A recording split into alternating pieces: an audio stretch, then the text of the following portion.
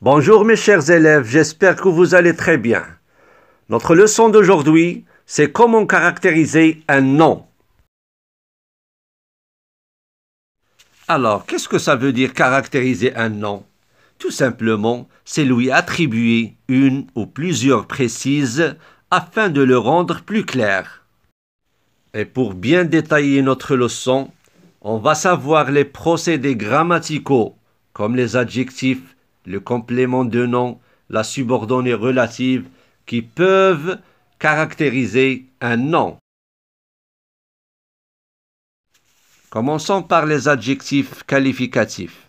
A. L'adjectif qualificatif épithète. C'est quoi l'adjectif épithète? Tout simplement, c'est l'adjectif qui se place directement avant ou après le nom. Exemple, un petit garçon. Dans cet exemple, l'adjectif qualificatif épithète est situé avant le nom. Exemple 2, une histoire réelle. Et dans ce deuxième exemple, l'adjectif épithète est situé après le nom.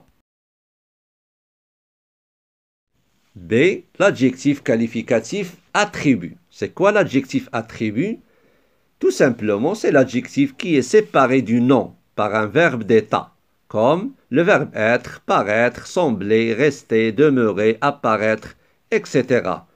Exemple, ce tableau est magnifique. La mer paraît calme.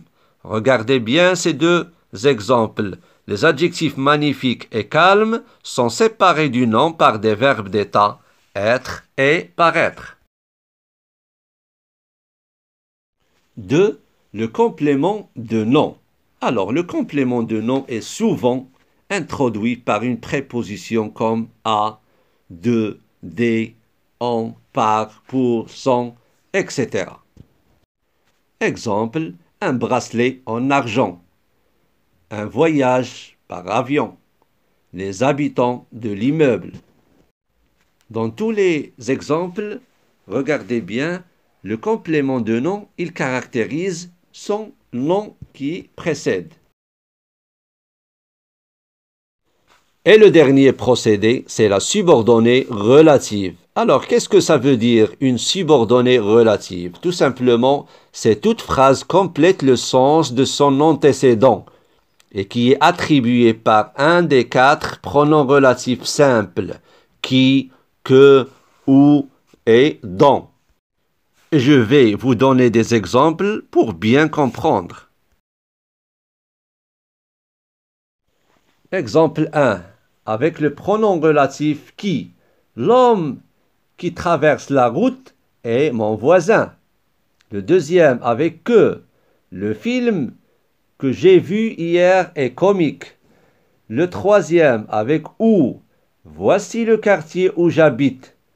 Et le quatrième avec dont, il a une moto dont il est fier.